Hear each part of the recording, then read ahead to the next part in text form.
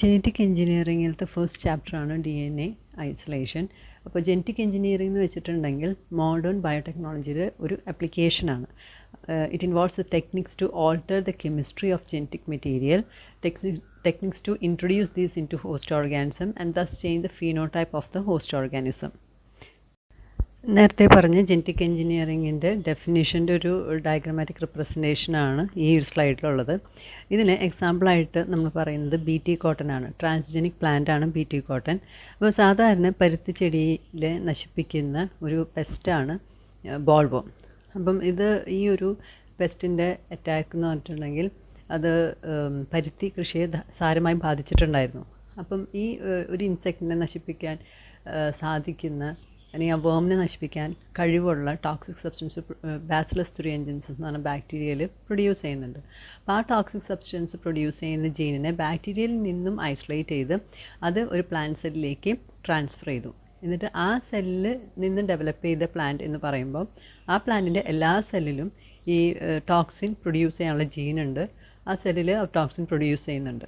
അപ്പം അങ്ങനെ ട്രാൻസ്ജെനറ്റിക് ആയിട്ടുള്ള ഒരു പ്ലാന്റിൽ ബോൾവോം അറ്റാക്ക് ചെയ്യുമ്പോൾ ഈ ടോക്സിൻ ആ വേമിൻ്റെ ഉള്ളിലേക്ക് പോവുകയും അതിൻ്റെ ഗട്ടിലെ എപ്പിത്തീലിയൽ സെൽസിൽ ഹോൾസ് ഫോം ചെയ്ത് ആ വേം നശിച്ചു പോവുകയാണ് ചെയ്യുന്നത്. അപ്പം ഈ ഒരു പെസ്റ്റിന് റെസിസ്റ്റൻ്റ് ആയിട്ടുള്ള ഇൻസെക്ട് റെസിസ്റ്റൻ്റ് ആയിട്ടുള്ള ഒരു കോട്ടൺ വെറൈറ്റിയാണ് BT കോട്ടൺ.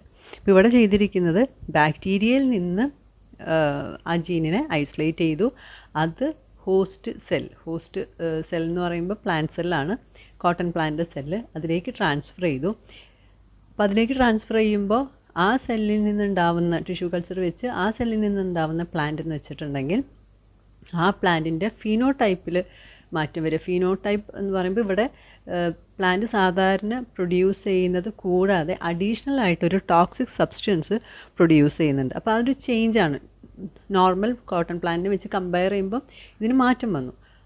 ആ ടോക്സിക് സബ്സ്റ്റൻസ് ഇതിനെ പെസ്റ്റിൽ നിന്ന് രക്ഷിക്കാനായിട്ട് സഹായിക്കും. ഇതാണ് ഒരു ജെനറ്റിക് എഞ്ചിനീയറിങ്ങിൽ നമ്മൾ ചെയ്യുന്ന കാര്യങ്ങൾ എന്ന് വെച്ചിട്ടുണ്ടെങ്കിൽ ഒരു ജീൻ ഓഫ് ഇൻട്രസ്റ്റ് ഐസൊലേറ്റ് ചെയ്യുന്നു, DNA ഐസൊലേറ്റ് ചെയ്യുന്നു, അതിൽ നിന്ന് ജീൻ ഓഫ് ഇൻട്രസ്റ്റ് മാത്രം സെപ്പറേറ്റ് ചെയ്യുന്നു. അത് ഒരു കാരിയറിൻ്റെ ഒരു വെഹിക്കിളിൻ്റെ സഹായത്തോടു കൂടെ ഹോസ്റ്റ് സെല്ലിലേക്ക് ട്രാൻസ്ഫർ ചെയ്യുന്നു. ആ ഹോസ്റ്റ് സെല്ല് കൾച്ചർ ചെയ്ത് ജെനറ്റിക്കലി ട്രാൻസ്ഫോംഡ് ആയിട്ടുള്ള ഓർഗാനിസത്തിനെ ക്രിയേറ്റ് ചെയ്യുന്നു. പിന്നെ നമുക്ക് ഫസ്റ്റ് ചാപ്റ്റർ കാണാം. First chapter is DNA isolation. അപ്പോൾ DNA ഐസൊലേഷൻ എന്ന് വെച്ചാൽ എന്താ? Isolate DNA from the nucleus of the cell. സെല്ലിൻ്റെ ഉള്ളിൽ ന്യൂക്ലിയസ് ഉണ്ട്. ന്യൂക്ലിയസിൻ്റെ ഉള്ളിലാണ് DNA ഉള്ളത്. അപ്പം സെൽ മെംബ്രെയിനും ന്യൂക്ലിയസ് മെംബ്രെയിനും ബ്രേക്ക് ചെയ്ത് അതിൻ്റെ ഉള്ളിൽ നിന്ന് DNA പുറത്തേക്ക് എടുക്കുന്ന പ്രക്രിയേനെയാണ് നമ്മൾ DNA ഐസൊലേഷൻ എന്ന് പറയുന്നത്. DNA നമുക്ക് പല സോഴ്സിൽ നിന്നും കളക്ട് ചെയ്യാൻ പറ്റും. ചെടികളിൽ നിന്ന് പറ്റും, ബ്ലഡിൽ നിന്ന് പറ്റും, സെലൈവ, ചൂയിങ് ഗം, ഇവിടെ നിന്നൊക്കെ നമുക്ക് ഇത് വളരെ ചെറിയ എക്സാമ്പിൾസാണ്. DNA നമ്മളറിയാതെ നമ്മുടെ DNA പല സ്ഥലത്തും നമ്മൾ പല രീതിയിൽ ഡെപ്പോസിറ്റ് ചെയ്യുന്നുണ്ട്. അപ്പം DNA ഐസൊലേറ്റ് ചെയ്യാനായിട്ട് 2 മെത്തേഡാണുള്ളത്. സ്റ്റാൻഡർഡൈസ്ഡ് മെത്തേഡ്, അതായത് ഒരു ജനറൽ പ്രോട്ടോകോൾ ഫോളോ ചെയ്തിട്ട് ഈ കെമിക്കലൊക്കെ സെപ്പറേറ്റായി പ്രിപ്പയർ ചെയ്ത് നമ്മൾ ചെയ്യുമ്പോൾ അത് സ്റ്റാൻഡർഡൈസ്ഡ് മെത്തേഡാണ്.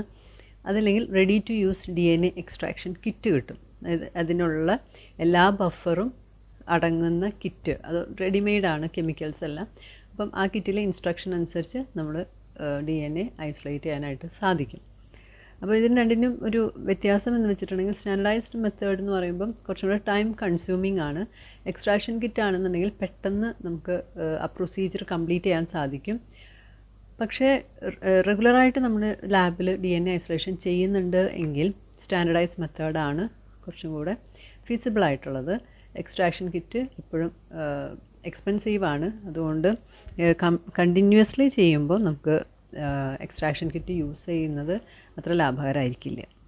ഈ സ്ലൈഡിൽ കാണിച്ചിരിക്കുന്ന പിക്ചർ DNA ഐസൊലേഷൻ്റെ ജനറൽ സ്റ്റെപ്പാണ്. സോ ഫസ്റ്റ് ഇതിൽ നമുക്കൊരു മൈക്രോഫ്യൂജിൽ add SDS and proteinase K എന്ന് പറയുന്നുണ്ട്. അത് സെല്ല് ബ്രേക്ക് ചെയ്യാനും പ്രോട്ടീനെ സെപ്പറേറ്റ് ചെയ്യാനും വേണ്ടിയിട്ടാണ്. പിന്നെ ഇൻക്യുബേറ്റ് എന്ന് പറയുന്നത് കുറച്ച് സമയം അത് വെക്കണം. Then add phenol chloroform vortex and centrifuge എന്ന് കൊടുത്തിട്ടുണ്ട്. അതെന്തിനാണെന്ന് വെച്ചിട്ടുണ്ടെങ്കിൽ ഫേസ് സെപ്പറേഷൻ എന്ന് പറയും. ഡീറ്റെയിൽ ആയിട്ട് നമുക്ക് കാണാം, ഇത് ജനറലായിട്ടൊരു ഔട്ട്ലൈൻ പറയണമെന്നേ ഉള്ളൂ. അപ്പം ഫേസ് സെപ്പറേഷൻ DNA അല്ലെങ്കിൽ ജെനറ്റിക് മെറ്റീരിയൽ ഈ റിയാക്ഷൻ മിക്സ്ചറിന് പല ലെയറായിട്ട് തിരിച്ചിട്ട് അതിൽ ഒന്നിൽ ജെനറ്റിക് മെറ്റീരിയൽ മാത്രമേ ഉണ്ടായിരിക്കുള്ളൂ, ബാക്കി ഡെബ്രിസുകളെല്ലാം സെപ്പറേറ്റ് ലെയറിലേക്ക് ആക്കുന്ന ഒരു സ്റ്റെപ്പാണിത്. Then transfer and retain aqueous phase DNA. അപ്പം DNA ഉള്ള ലെയറിന് വേറെ ഒരു ട്യൂബിലേക്ക് മാറ്റുക. ഇതങ്ങനെ 4 സ്റ്റെപ്പാണ് ജനറലായിട്ട് നമുക്ക് പറയാൻ സാധിക്കുക. First step, breaking cells open to release the DNA. ആ സ്റ്റെപ്പിന് നമ്മൾ പറയുന്നത് സെൽ ലൈസിസ് എന്നാണ്. അപ്പം ഒരു സെൽ എന്ന് പറയുമ്പോൾ അതിൻ്റെ ഔട്ടർ ലെയർ എന്ന് പറഞ്ഞാൽ പ്ലാന്റിലാണെങ്കിൽ സെൽ വാൾ ഉണ്ട്, അത് കഴിഞ്ഞ് പ്ലാസ്മ മെംബ്രെയിൻ ഉണ്ട്. ആനിമലിലാണെന്നുണ്ടെങ്കിൽ സെൽ മെംബ്രെയിൻ ആണ് ഏറ്റവും ഔട്ടർമോസ്റ്റ് ലെയർ. അത് കഴിഞ്ഞാൽ ഒരു ന്യൂക്ലിയസ് ഉണ്ട്, അപ്പോൾ ന്യൂക്ലിയസിന് ന്യൂക്ലിയർ മെംബ്രെയിൻ ഉണ്ട്. ഈ 2 മെംബ്രെയിനും ബ്രേക്ക് ചെയ്ത് അതിൻ്റെ ഉള്ളിൽ നിന്ന് വേണം നമുക്ക് DNA പുറത്തേക്ക് എത്തിക്കാൻ. ആ ഒരു സ്റ്റെപ്പിനെയാണ് നമ്മൾ സെൽ ലൈസിസ് എന്ന് പറയുന്നത്. ഓക്കെ, അപ്പം ഇവിടെ ഈ ഒരു സെൽ ലൈസിസ് ചെയ്യാനായിട്ട് അല്ലെങ്കിൽ നടത്താനായിട്ട് നമുക്ക് 2 അപ്രോച്ചാണ് വേണ്ടത്. ഒന്ന് ഫിസിക്കലും മറ്റേത് കെമിക്കലുമാണ്. ഫിസിക്കൽ എന്ന് പറയുമ്പം ഈ ടിഷ്യൂ, നമ്മൾ ഏത് ടിഷ്യൂവിൽ നിന്നാണോ DNA ഐസൊലേറ്റ് ചെയ്യാൻ ഉദ്ദേശിക്കുന്നത് ആ ടിഷ്യൂ നന്നായിട്ട് ഗ്രൈൻഡ് ചെയ്യുക, മോട്ടർ ആൻഡ് പെസലിൽ ഗ്രൈൻഡ് ചെയ്യുക. രണ്ടാമത് കെമിക്കൽ മെത്തേഡ് എന്ന് പറഞ്ഞാൽ ഈ ഗ്രൈൻഡ് ചെയ്യുമ്പം അതിൽ കുറച്ച് ഡിറ്റർജൻറ്റ് നമ്മൾ ആഡ് ചെയ്യും. അപ്പം ആ ഡിറ്റർജൻറ്റ് കെമിക്കൽസ് ആഡ് ചെയ്തിട്ടാണ് ഗ്രൈൻഡ് ചെയ്യുക. അപ്പം അതാണ് ഈ physical and chemical method involve ആണ് സെൽ ലൈസിസിൽ എന്ന് പറയാൻ കാരണം. ഇനി second step is separating DNA from proteins and other cellular debris. Cell lysis നടത്തി കഴിഞ്ഞിട്ടുണ്ടെങ്കിൽ ഒരു റിയാക്ഷൻ മിക്സ്ചർ കിട്ടും. അപ്പോൾ ആ റിയാക്ഷൻ മിക്സ്ചറിൽ എന്തെല്ലാം ഉണ്ടായിരിക്കും? നമ്മൾ അരയ്ക്കാൻ ഉപയോഗിച്ച കെമിക്കൽസ് ഉണ്ടായിരിക്കും. പിന്നെ ഇപ്പോൾ പ്ലാന്റ് ടിഷ്യൂ ആണ് എന്നുണ്ടെങ്കിൽ ആ സെല്ല് ബ്രേക്ക് ചെയ്തു, പക്ഷേ സെല്ലിൻ്റെ കമ്പോണൻസ് കണ്ടൻറ്റ് മുഴുവൻ പുറത്തേക്ക് വന്നിട്ടുണ്ടാവും. അപ്പം സെൽ വാൾ ഉണ്ടാവും, സെൽ മെംബ്രെയിൻ്റെ റെസിഡ്യൂ ഉണ്ടാവും, അതേപോലെ ന്യൂക്ലിയർ മെംബ്രെയിൻ റെസിഡ്യൂ ഉണ്ടാവും, പിന്നെ സൈറ്റോപ്ലാസത്തിലുള്ള ബാക്കി ഓർഗനൽസ്, പ്രോട്ടീൻ എല്ലാം ഉണ്ടായിരിക്കും.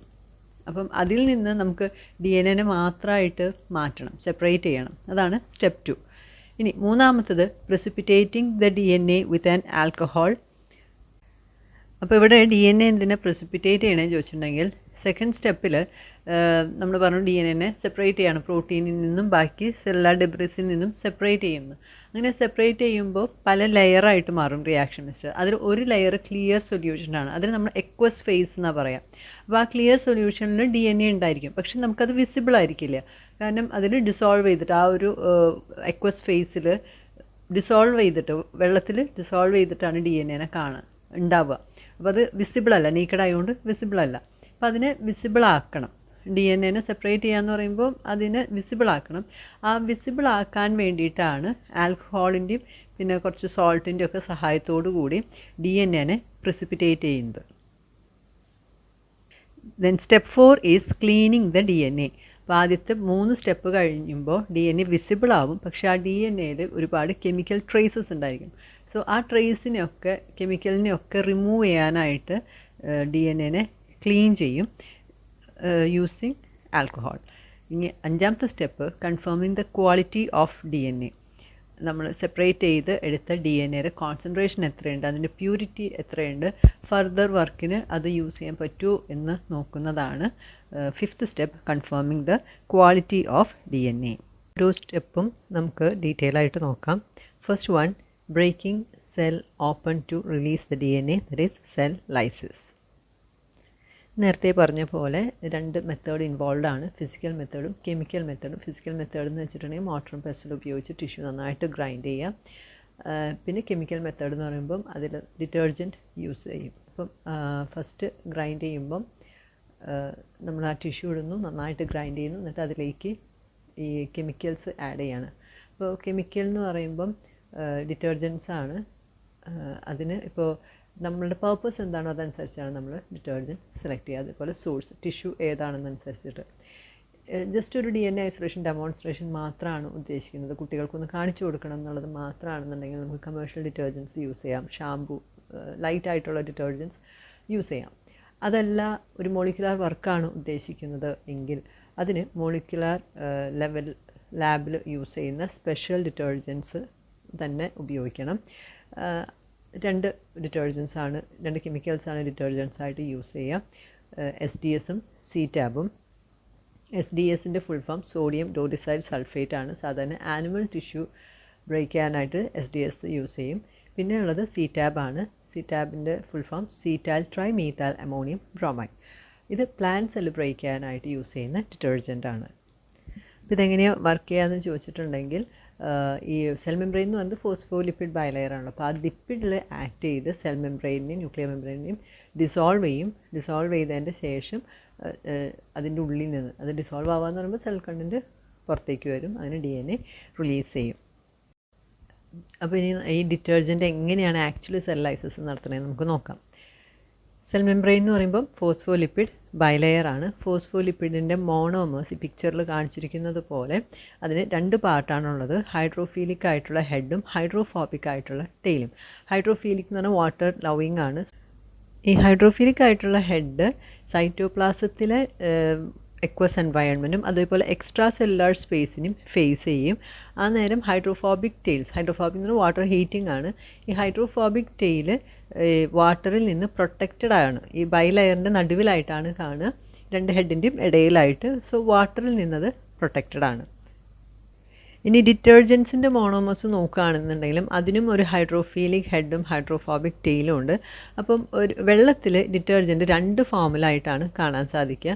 ഒന്നില്ലെങ്കിൽ മോണോമേഴ്സ് ആയിട്ട് കാണാം, അതല്ലെങ്കിൽ മിസെല്ലസ് ആയിട്ട് കാണാം. അപ്പം വെള്ളത്തിൽ ഡിറ്റർജൻറ്റിൻ്റെ കോൺസെൻട്രേഷൻ കുറവാണ് എന്നുണ്ടെങ്കിൽ ഇവിടെ കൊടുത്തിട്ടുണ്ട് ബിലോ CMC. CMC എന്ന് പറഞ്ഞാൽ ക്രിറ്റിക്കൽ മിസെല്ലെ കോൺസെൻട്രേഷൻ. അപ്പം ഒരു ഒപ്റ്റിമം കോൺസെൻട്രേഷനേക്കാളും കുറവായിട്ടാണ് ഡിറ്റർജൻ്റ് ഉള്ളത് എന്നുണ്ടെങ്കിൽ മോണോമെറിക് ഫോമിലായിട്ടാണ് കാണുക. അതല്ല കോൺസെൻട്രേഷൻ കൂടുതലാണ് എന്നുണ്ടെങ്കിൽ ഇറ്റ് വിൽ ഫോം ക്ലസ്റ്റേഴ്സ്. ഇങ്ങനെ ഈ കാണുന്ന പോലെ B എന്ന് കൊടുത്തിട്ട് കാണിച്ചിട്ടുള്ള പോലെ ഒരു ക്ലസ്റ്ററായിട്ടാണ് കാണാൻ സാധിക്കുക. ആ ക്ലസ്റ്ററിനെയാണ് നമ്മൾ മിസെല്ലസ് എന്ന് പറയുന്നത്. സോ ഇവിടെ ഹൈഡ്രോഫീലിക് ആയിട്ടുള്ള ഹെഡ് പുറത്തും ഹൈഡ്രോഫോബിക് ആയിട്ടുള്ള ടെയിൽ ഉള്ളിലേക്ക് ഒരു വീല് പോലെ, ചക്രം പോലെ ഒരു സ്ട്രക്ചറാണ് ഈ മിസെല്ലസ് എന്ന് പറയുന്നത്.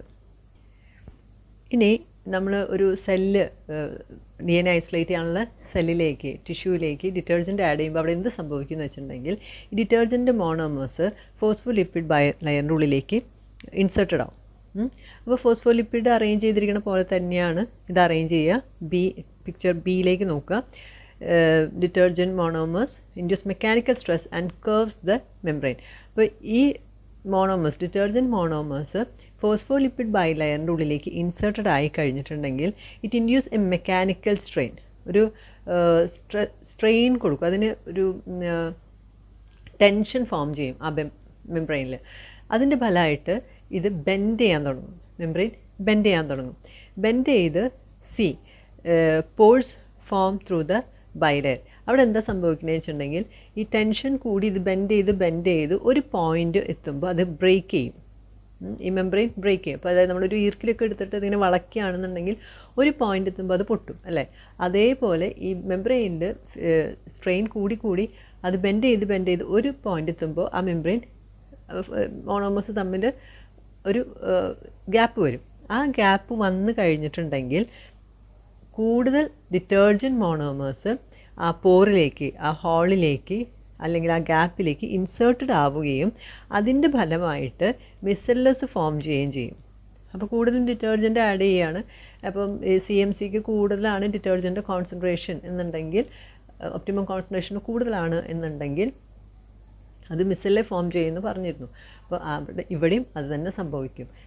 ഡിറ്റർജൻറ്റ് മോണോമേഴ്സ് കൂടുതലായിട്ട് ഈ മെംബ്രെയിൻ ഫോസ്ഫോലിപ്പിഡ് ബൈലെയറിലേക്ക് ഇൻസേർട്ടഡ് ആയി കഴിഞ്ഞിട്ടുണ്ടെങ്കിൽ അതെന്ത് ചെയ്യും, ഈ ഡിറ്റർജൻറ്റ് മോണോമേഴ്സും ഫോസ്ഫോലിപ്പിഡ് മോണോമേഴ്സും കൂടെ ചേർന്ന് ഹൈബ്രിഡ് ആയിട്ടുള്ള മിസെല്ലെ ഫോം ചെയ്യും, ഡിയിൽ കാണിച്ചിരിക്കുന്ന പോലെ.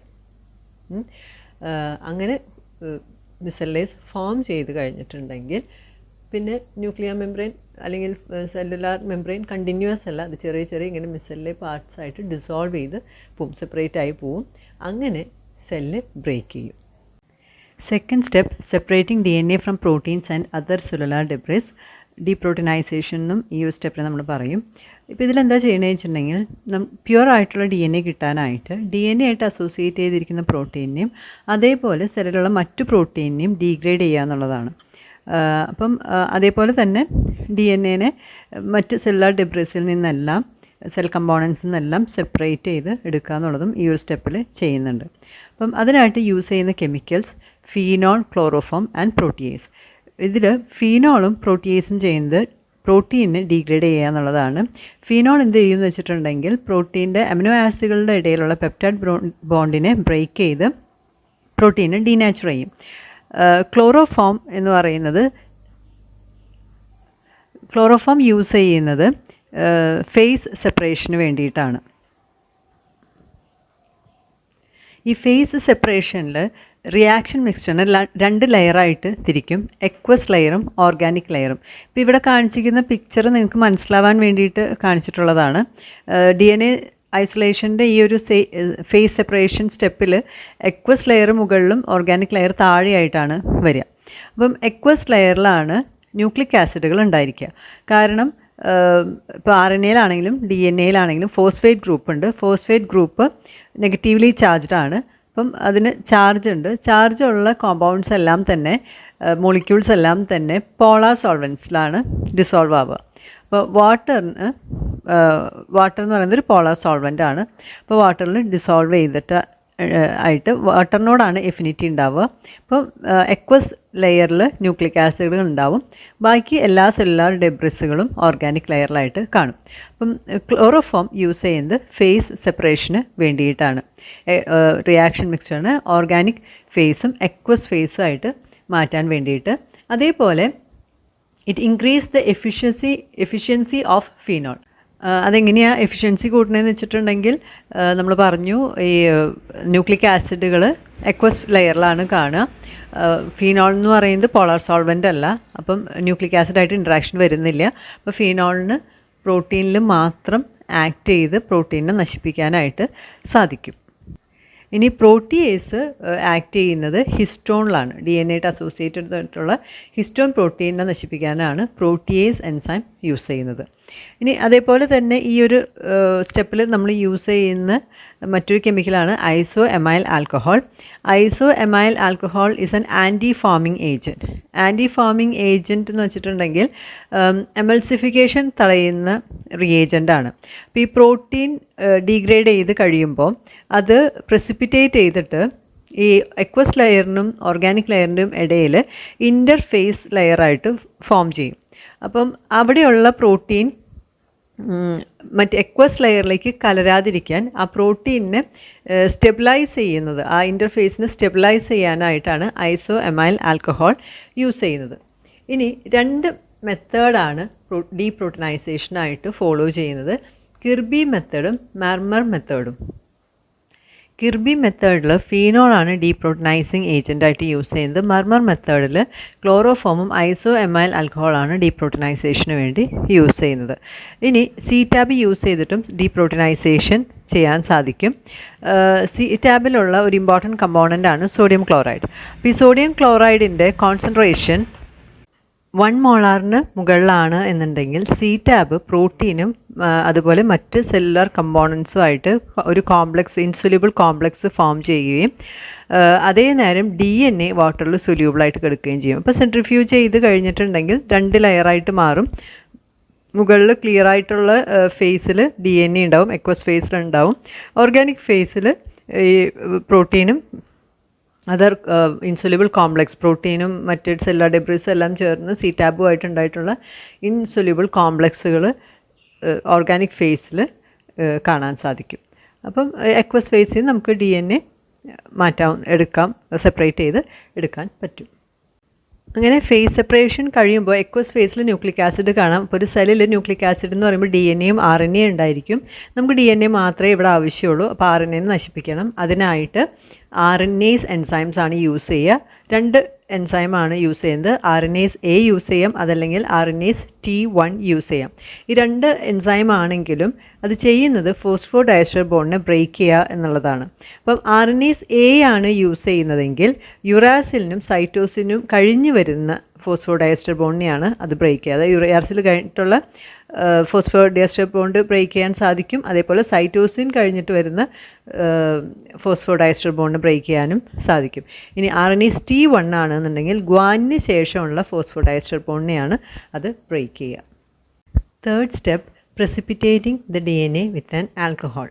ഇതിൻ്റെ basic principle lowering dielectric constant ആണ്. അപ്പം ഈ ഒരു പ്രസിപ്പിറ്റേഷൻ പ്രോസസ്സിനായിട്ട് യൂസ് ചെയ്യുന്ന ഡീഹൈഡ്രേറ്റിംഗ് ഏജൻറ്റ്സ് എന്ന് വെച്ചിട്ടുണ്ടെങ്കിൽ എത്തനോൾ യൂസ് ചെയ്യാം, ഐസോപ്രൊപ്പനോൾ യൂസ് ചെയ്യാം, അതിനോടൊപ്പം തന്നെ സോൾട്ട് സൊല്യൂഷൻ എന്തെങ്കിലും യൂസ് ചെയ്യണം, അതല്ലെങ്കിൽ വാട്ടർ അബ്സോർബിങ് കോമ്പൗണ്ട്സ് യൂസ് ചെയ്യാം. അപ്പം ഇവിടെ സംഭവിക്കുന്ന ഒരു റിയാക്ഷൻ എന്താണെന്ന് വെച്ചിട്ടുണ്ടെങ്കിൽ DNA-ക്ക് നെഗറ്റീവ് ചാർജ് ഉണ്ട്, ഫോസ്ഫേറ്റ് ഗ്രൂപ്പ് ഉള്ളതുകൊണ്ട്. വാട്ടറിന് പോസിറ്റീവ് ചാർജും ഉണ്ട്. അപ്പോൾ രണ്ടും പോളാർ ആയതുകൊണ്ട് DNA ചാർജ്ഡും ആണ്, വാട്ടർ പോളാർ സോൾവൻറ്റും ആണ്. അപ്പോൾ അതുകൊണ്ട് തന്നെ DNA വാട്ടറിൽ കംപ്ലീറ്റ്ലി ഡിസോൾവ് ആവും. അപ്പം DNA-യും വാട്ടറും തമ്മിലുള്ള ഇൻട്രാക്ഷൻ കുറയ്ക്കുകയാണ് ഈ പ്രസിപ്പിറ്റേഷൻ പ്രോസസ്സ് കൊണ്ട് ഉദ്ദേശിക്കുന്നത്. അതിനായിട്ട് നമ്മൾ ആൽക്കഹോളും അതിനോടൊപ്പം തന്നെ സോൾട്ടും ആഡ് ചെയ്യും. അപ്പം സോൾട്ട് ആഡ് ചെയ്യുമ്പോൾ സപ്പോസ് സോഡിയം ക്ലോറൈഡ് ആഡ് ചെയ്യുകയാണെന്നുണ്ടെങ്കിൽ അതിൽ സോഡിയം പോസിറ്റീവ് അയോണാണ്. സോ Na+ അയോൺസ് എന്ത് ചെയ്യും എന്ന് വെച്ചിട്ടുണ്ടെങ്കിൽ DNA-യുടെ നെഗറ്റീവ് ചാർജിന് ന്യൂട്രലൈസ് ചെയ്യും. അങ്ങനെ ന്യൂട്രലൈസ് ചെയ്ത് വരുമ്പോൾ DNA-യുടെ നെഗറ്റീവ് ചാർജ് കുറയുകയും അതുകൊണ്ട് തന്നെ അത് ലെസ് ഹൈഡ്രോഫീലിക് ആവും, ലെസ് വാട്ടർ ലവിങ് ആവും.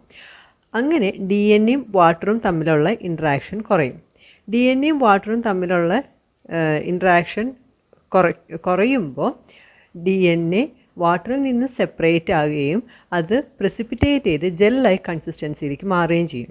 ഇവിടെ ആൽക്കഹോൾ എന്താ ചെയ്യുന്നതെന്ന് വെച്ചിട്ടുണ്ടെങ്കിൽ സോഡിയം അയോണും അതായത് സോൾട്ടും DNA-യും തമ്മിലുള്ള ഇൻട്രാക്ഷൻ കുറച്ചും കൂടെ എഫിഷ്യൻ്റ് ആക്കുകയാണ് ആൽക്കഹോൾ ചെയ്യുന്നത്. അപ്പം അങ്ങനെ ഈ ആൽക്കഹോളും സോൾട്ടും ആഡ് ചെയ്ത് കഴിയുമ്പോൾ ഫസ്റ്റ് പിക്ചറിൽ കാണുന്ന പോലെ ഒരു ജെൽ ലൈക്ക് ഫോമിലാണ് DNA കാണുക. സെൻട്രിഫ്യൂജ് ചെയ്ത് കഴിഞ്ഞാൽ സെക്കൻഡ് ഇമേജിൽ കാണുന്ന പോലെ മൈക്രോഫ്യൂജിൻ്റെ താഴെ പെല്ലറ്റ് ഫോമിൽ DNA കാണും. ഇനി നമ്മൾ ഇത് പ്രസിപ്പിറ്റേറ്റ് ചെയ്തെടുക്കുമ്പോൾ DNA പ്യുവർ ആണെന്നുണ്ടെങ്കിൽ ഫസ്റ്റ് രണ്ട് ഇമേജിലും കാണിച്ചിരിക്കുന്ന പോലെ ട്രാൻസ്പാരൻ്റ് ആയിട്ടാണ് കാണുക. അതിലെന്തെങ്കിലും ഇമ്പ്യൂരിറ്റി ഉണ്ട് എന്നുണ്ടെങ്കിൽ DNA-യിൽ നമ്മൾ സെക്കൻഡ് സ്റ്റെപ്പ് എഫിഷ്യൻ്റ് അല്ല, എന്തെങ്കിലും ഒരു ഇമ്പ്യൂരിറ്റി DNA-യിൽ ഉണ്ടെങ്കിൽ തേർഡ് സ്റ്റെപ്പിൽ കാണിച്ചിരിക്കുന്ന പോലെ കളേർഡ് ആയിട്ട് വൈറ്റ് കളറോ അല്ലെങ്കിൽ ബ്രൗൺ യെല്ലോ കളറിലൊക്കെയാണ് DNA കാണുക. അതിൻ്റെ അർത്ഥം അതിൽ ഇമ്പ്യൂരിറ്റി ഉണ്ട് എന്നുള്ളതാണ്. തേർഡ് സ്റ്റെപ്പിൽ പ്രസിപ്പിറ്റേറ്റ് ചെയ്ത് എടുത്ത DNA-നെ ക്ലീൻ ചെയ്യലാണ് fourth step. So step 4 is cleaning the DNA. അതിനായിട്ട് നമ്മൾ എത്തനോളാണ് യൂസ് ചെയ്യുക. എത്തനോൾ യൂസ് ചെയ്ത് 2-3 പ്രാവശ്യം DNA-നെ വാഷ് ചെയ്യും. വാഷ് ചെയ്തതിൻ്റെ ശേഷം അത് TE ബഫറിൽ, TE ബഫർ എന്താണ്, അതിൻ്റെ കോമ്പോസിഷൻ എന്താണെന്നുള്ളത് നമുക്ക് കാണാം. TE ബഫറിലാണ് അത് സ്റ്റോർ ചെയ്യുക. അപ്പം ഒരു എത്തനോൾ യൂസ് ചെയ്ത് 1-2 പ്രാവശ്യം സെൻട്രിഫ്യൂജ് ചെയ്ത് ആ എത്തനോൾ ഡീകാൻറ്റ് ചെയ്ത് കളയുക. അതിനുശേഷം അതിലേക്ക് ആ മൈക്രോഫ്യൂജിലേക്ക് TE ബഫർ ആഡ് ചെയ്തതിൻ്റെ ശേഷം അത് ക്ലോസ് ചെയ്ത് നമുക്ക് 4 degree Celsius short term storage ആണ്, 1 വീക്കൊക്കെ സ്റ്റോർ ചെയ്യാൻ ഉദ്ദേശിക്കുന്നത് വെച്ചാൽ 4 ഡിഗ്രി സെൽഷ്യസിൽ സ്റ്റോർ ചെയ്യാം. അതല്ലെങ്കിൽ -20 ഡിഗ്രി സെൽഷ്യസിലാണ് സ്റ്റോർ ചെയ്യുക. കൂടുതലും പ്രിഫർ ചെയ്യുന്നത് ഷോർട്ട് ടേം സ്റ്റോറേജ് ആണ്. കാരണം ലോങ് ടേം സ്റ്റോറേജ് മിക്കപ്പോഴും DNA-ൻ്റെ ഘടനയെ നശിപ്പിക്കാൻ സാധ്യത ഉണ്ട്. ഇനി 5ാമത്തെ step confirming the quality of DNA. നമ്മൾ ഐസൊലേറ്റ് ചെയ്ത് എടുത്ത DNA-യുടെ ക്വാളിറ്റി, അതിൻ്റെ കോൺസെൻട്രേഷൻ, അത് എത്രത്തോളം പ്യൂരിഫൈഡ് ആണ്, എത്ര എമൗണ്ട് DNA നമുക്കുണ്ട് എന്നുള്ളതൊക്കെ നോക്കലാണ് ഇനിയത്തെ സ്റ്റെപ്പ്. അതിന് രണ്ട് രീതിയിലാണ് നമുക്ക് അതിൻ്റെ ക്വാളിറ്റി കൺഫേം ചെയ്യാൻ പറ്റുക. ഒന്ന് UV സ്പെക്ട്രോഫോട്ടോമീറ്റർ യൂസ് ചെയ്തിട്ടും അതല്ലെങ്കിൽ UV ഫ്ലൂറസൻസ് ടാഗിങ്ങുമാണ് ചെയ്യാൻ സാധിക്കുക. UV സ്പെക്ട്രോഫോട്ടോമീറ്റർ ആണ് കോമൺലി യൂസ് ചെയ്യുന്ന രീതി. UV സ്പെക്ട്രോഫോട്ടോമീറ്റർ യൂസ് ചെയ്തിട്ട് ഇതിൻ്റെ ക്വാളിറ്റിയും അതേപോലെ കോൺസെൻട്രേഷനും എങ്ങനെയാണ് കാൽക്കുലേറ്റ് ചെയ്യണമെന്ന് നോക്കാം. അതിനായിട്ട് DNA ആദ്യം ഡൈല്യൂട്ട് ചെയ്യണം. ഡൈല്യൂട്ട് ചെയ്യാനായിട്ട് TE ബഫറാണ് യൂസ് ചെയ്യുന്നത്. അപ്പം സ്പെക്ക് യൂസ് ചെയ്യുമ്പം അറിയാലോ, മാക്സിമം റീഡിങ് 1 എത്തുന്നത് വരെ ആ ഒരു കോൺസെൻട്രേഷനിലാണ് ഈ നമ്മളുടെ സാമ്പിൾ ഉണ്ടായിരിക്കേണ്ടത്. അപ്പോൾ DNA അതനുസരിച്ച് ഡൈല്യൂട്ട് ചെയ്യാം. കോൺസെൻട്രേഷനാണ് കാൽക്കുലേറ്റ് ചെയ്യുന്നതെങ്കിൽ 260 നാനോമീറ്റർ ആണ് വേവ് ലെങ്ത്ത് ഉപയോഗിക്കുന്നത്. അപ്പം വാല്യൂ 1 കിട്ടുകയാണ്. 260 നാനോമീറ്ററിൽ നമ്മൾ സാമ്പിൾ വെച്ച് റീഡ് ചെയ്യുമ്പോൾ 1 ആണ് കിട്ടുന്നതെങ്കിൽ അതിൻ്റെ അർത്ഥം നമ്മളുടെ കയ്യിലുള്ളത് ഡബിൾ സ്റ്റാൻഡേർഡ് DNA ആണെങ്കിൽ അതിൻ്റെ അർത്ഥം 50 മൈക്രോഗ്രാം പെർ ml ആണ് കോൺസെൻട്രേഷൻ എന്നാണ്. അതല്ല സിംഗിൾ സ്റ്റാൻഡേർഡ് DNA ആണെന്നുണ്ടെങ്കിൽ 1 റീഡിങ് കിട്ടിയാൽ അതിൻ്റെ അർത്ഥം 33 മൈക്രോഗ്രാം പെർ ml ആണെന്നാണ്. ഇപ്പോൾ 1 അല്ല കിട്ടുന്ന അതിന് താഴെയുള്ള ഏതെങ്കിലും ഒരു റീഡിംഗ് ആണ് എന്നുണ്ടെങ്കിൽ അത് കാൽക്കുലേറ്റ് ചെയ്യാനായിട്ട് ഒരു ഫോർമുലയുണ്ട്. ഈ കാണിച്ചിരിക്കുന്നതാണ് formula. Concentration is equal to 50 into OD at 260 into dilution factor. ഇതിൽ 50 എന്ന് പറയുന്നത് കോൺസ്റ്റൻറ്റ് വാല്യൂ ആണ്. OD എന്ന് വെച്ചാൽ ഒപ്റ്റിക്കൽ ഡെൻസിറ്റി, അതായത് reading at 260 nanometer. Then dilution factor എന്ന് പറഞ്ഞിട്ടുണ്ടെങ്കിൽ final volume of the sample divided by initial volume. ഇപ്പോൾ initial volume 1 ml final volume 50 ml ആണെന്നുണ്ടെങ്കിൽ 50 divided by 1 that is 1. Okay, അപ്പം ഇപ്പോൾ സപ്പോസ് നമുക്ക് കിട്ടിയ OD 0.65 ആണ്. അതേപോലെ ഡൈല്യൂഷൻ ഫാക്ടർ 50 ആണെന്നുണ്ടെങ്കിൽ അതിൻ്റെ കോൺസെൻട്രേഷൻ എന്ന് പറയുന്നത് 50 into OD 0.65 into dilution factor 50 എന്ന് വെച്ചിട്ടുണ്ടെങ്കിൽ ഉത്തരം കിട്ടുക 1625 മൈക്രോഗ്രാം പെർ ml ആണ്. ഈ 50 എന്ന് പറയുന്ന കോൺസെൻട്രേഷൻ ആ ഫോർമുലയിലുള്ള 50 constant value microgram per ml ആണ്. അതുകൊണ്ട് ആൻസറും 1625 മൈക്രോഗ്രാം പെർ ml ആണ്.